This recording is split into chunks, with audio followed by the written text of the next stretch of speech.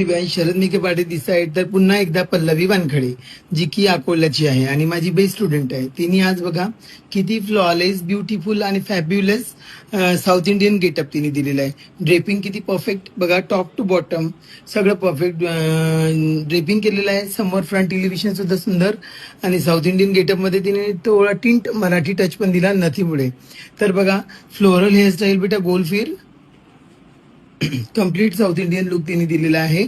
आणि ही आहे पल्लवी वानखडे आणि हा केलेला तिने मेकअप. तुम्हाला मेकअप कसा वाटला एकदा कमेंट्स मध्ये टाका.